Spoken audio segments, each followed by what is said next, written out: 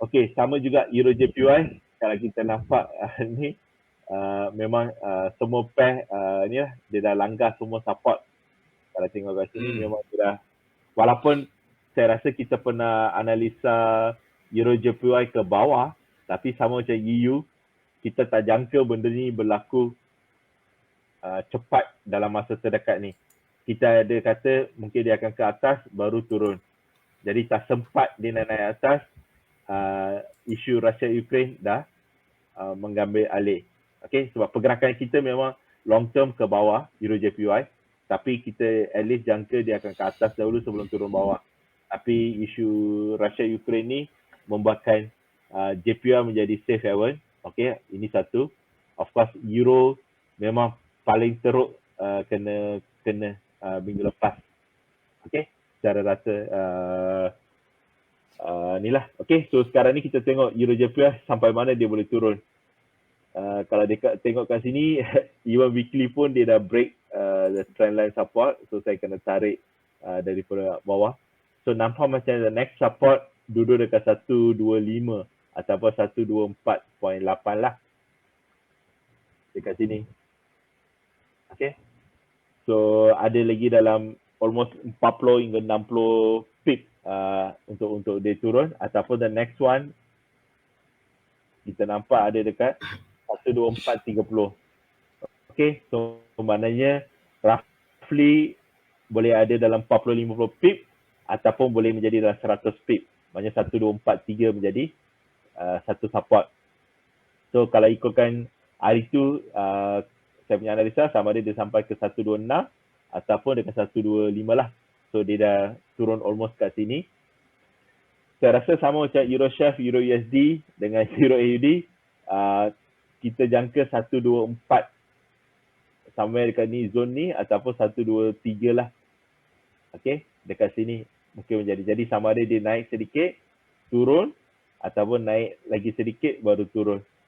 So saya rasa nombor 1 menjadi saya punya fokus lah. Tapi boleh menjadi nombor 2 juga. Sebab kita tak jangka sekarang ni Euro JPY akan ke atas. Selagi isu Ukraine-Russia ni tak ada kata putus ataupun tak ada ceasefire untuk masa ni. Jadi kalau saya nak lukis pun maybe kita kena ni lah, tukar dia jadi antara zone ni lah. Okay. So kalau saya ambil pun, so maknanya next zone kita expect somewhere dekat sini lah, 124 ataupun 123 dekat zone ni. Baru dia naik ke atas. Okay, so apapun in summary, sekarang ni Euro bukan untuk long. Itu untuk cari peluang short sahaja sebab Europe banyak terkesan dengan Russia. Okay, sebab boleh katakan dia punya jiran lah. Okay, yang banyak terkesan sebab dia yang banyak beli oil ataupun gas, natural gas, lepas tu aluminium, lepas tu apa lagi komoditi yang dia harganya dah orang kata all time high macam wheat, lepas tu corn, jagung pun sekarang jadi mahal gandum semua jadi mahal. Nanti dalam bulan depan itu mungkin sebab komoditi kan Cikgu Rashid? Betul. So jangan terkejut kalau harga roti Gardenia minggu depan atau 2 minggu lagi kalau dia naik, harga roti, harga semua kalau naik. Sebab wheat ni Ukraine dengan Russia ni antara pengeksport terbesar. Corn juga antara pengeksport. Jadi semua naik. Rasa aluminium dia buat all time high. Kalau tak salah dalam 4,000 US dollar ke satu tan ke ataupun aluminium, harga aluminium pun dah mahal sangat. So banyak kesan kepada Eurozone. Sebab tu kita nampak pergerakan ni kita tak jangka dalam keadaan biasa, tapi pasal perang memang berlakulah. Sebab tu siapa yang trade long Euro ni memang mungkin especially siapa yang trade robot ataupun EA, saya rasa memang terkesan teruk lah. So kalau dia buy, so, biasanya kalau kita run robot, dia mati ke buy last Bye-bye. bye. So dia mati ke mungkin kat sini 10 sen, kat sini 20 sen. Itu kalau dia multiplier 2, kalau multiplier 3, kat sini dah 30 sen, kat sini dah 90 sen, kat sini dah jadi berapa 2.7. Okay, so makin dia turun makin kita mati ke. Last bye. Jadi siapa yang run EA dekat pair Euro memang terkesan lah, ataupun even manual trade pun, sebab penurunan Euro ni memang tak dijangka, sebab biasa Euro ni dia very stable pair, dia akan turun naik macam tu. Euro dia bukan macam JPY, ataupun dia bukan macam gold, ataupun even to certain extent GBP. Ni semua ni pair ni dia tak tengok belakang, tak toleh belakang dah. Kalau naik je, kalau turun. Tapi Euro ni dia lebih kurang macam ni, dia naik turun. Tapi ini pasal ada JPY, sebab tu kita nampak ni. Tapi kalau siapa yang trade EU, ada kebanyakan masanya dia akan bergerak naik turun. Tapi ada masa 1 atau 2 kali dalam 5-10 tahun dia akan naik lah terus. Okay, so in summary, Euro memang nampak untuk short, maknanya sell on rally lah buat masa ni. Okay, so itu saja saya boleh bagi tahu lah. Okay, Bun. Okey, baik. Terima kasih Cikgu Rashid. Cikgu Rashid, saya ada satu soalan. Okay. Bukan ke Ukraine tu dia dikira under Eurozone Bukan. Sebenarnya So saya ada terbaca tak ingatlah terbaca dekat mana. Dia cerita apa Ukraine akan menjadi salah satu negara Eurozone yang ialah ayat penuh saya tak ingat. Tapi dia macam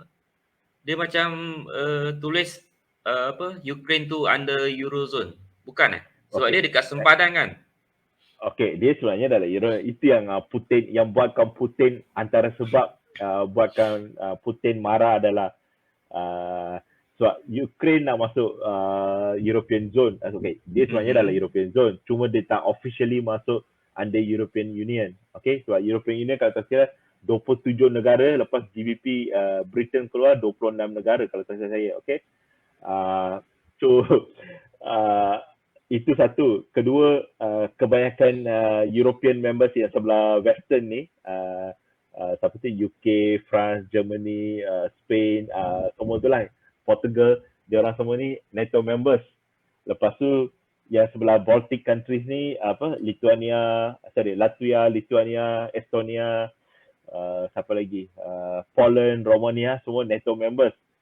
Tapi country-country ni, okay, especially seperti Estonia, Latvia, Lithuania, dengan siapa lagi, diorang ni sebenarnya dulu boleh katakan anak tiri Rusia jugalah, masa Soviet Union. Okay, jadi Ukraine ni dia nak masuk kepada, dia apply nak jadi NATO. Itu satu yang buatkan Putin marah. Okay, kedua dia nak apply pergi European Zone, tapi yang tu Putin tak berapa marah sangat. Okay, tapi kalau dia masuk dalam tu, kalau Russia attack apa-apa, at least European countries akan tolong Ukraine.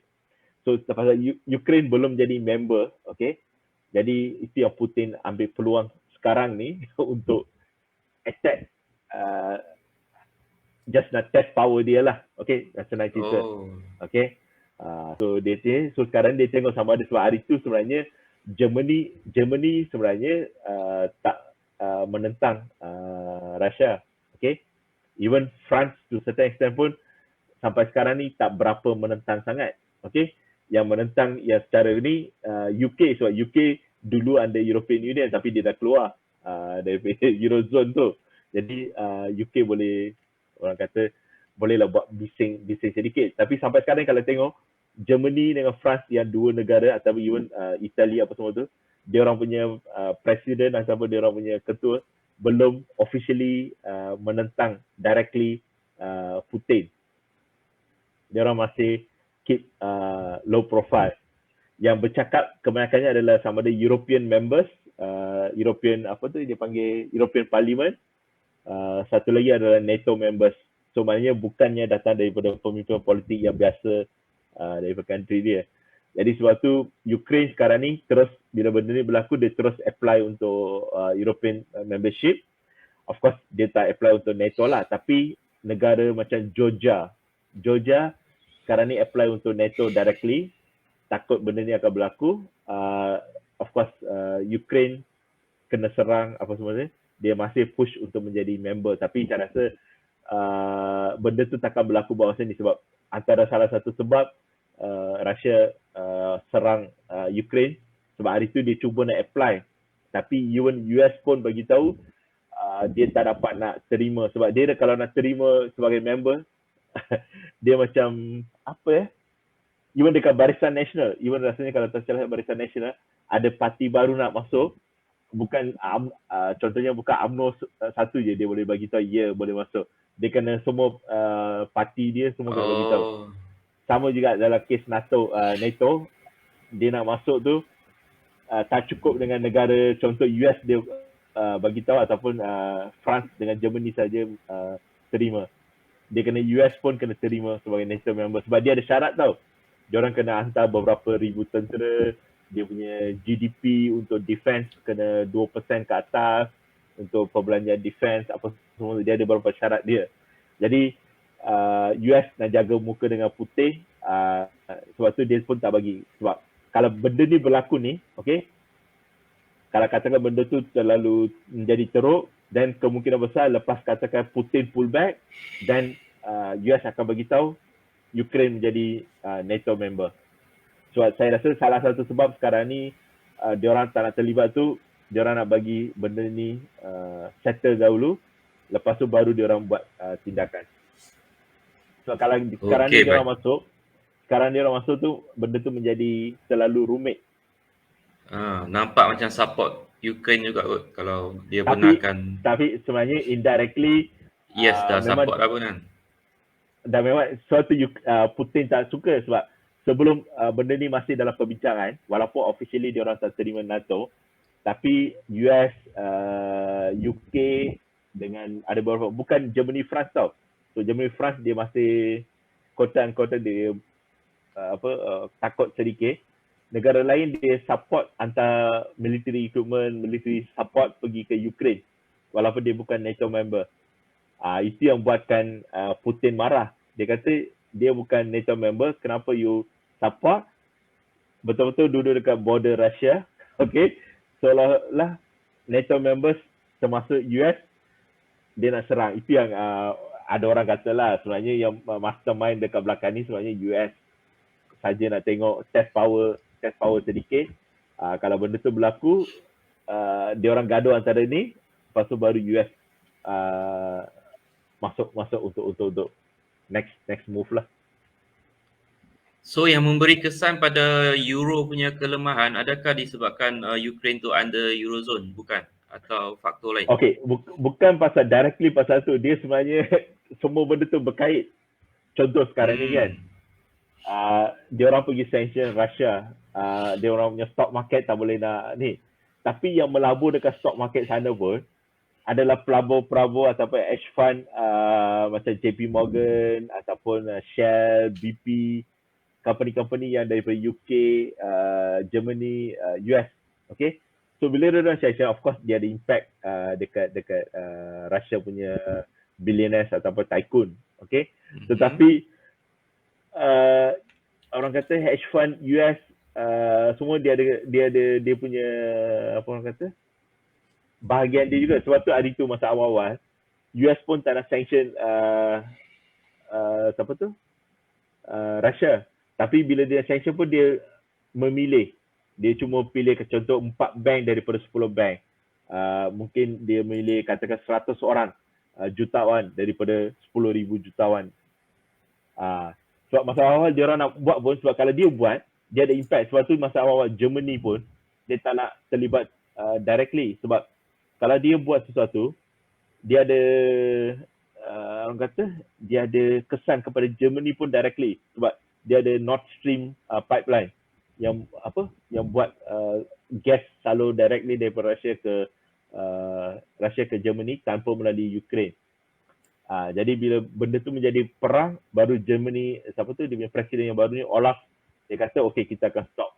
Itu pun lepas 2-3 kali US push Germany, sebab masa awal US dah bagi tahu kalau Putin serang Ukraine, dia orang akan stop. Tapi yang akan memberi kata putus untuk stop adalah Germany. So Germany react agak lambat sedikit. Jadi bila buat macam tu, kenapa Euro banyak terkesan? Sebab kebanyakannya adalah bergantung pada Russia. Dia macam kita, katakan Malaysia, okay? Contohlah, Singapore ataupun Thailand kena serang, okay? Siapa-siapa. So kita, Malaysia akan rasa kesan dia lagi banyak banding dengan mungkin Jepun atau China. Okey, baik. Faham. Sebab tu benda tu sebenarnya kita pun tak sangka, kita memang tahu akan ada kesan, tapi kita tak sangka Euro punya kesan tu, okay, kita ingatkan mungkin 5-10% saja dia akan turun, tapi kita tak jangka sampai 20-30% dia turun. Okey, baik. Terima kasih Cikgu Rashid. Okey. Salam sejahtera dan selamat malam kepada Tuan Mukriza, Dinesh, Tuan Salam, Tuan Fairuz dan Tuan Muhammad Ilyas dan juga Tuan Suhaimi Terima kasih sebab join live. Sementara tunggu soalan tu, mungkin you nak buat lucky draw dulu yang 5 orang tu. Okey, baik. So kita dah live 1 jam So kepada yang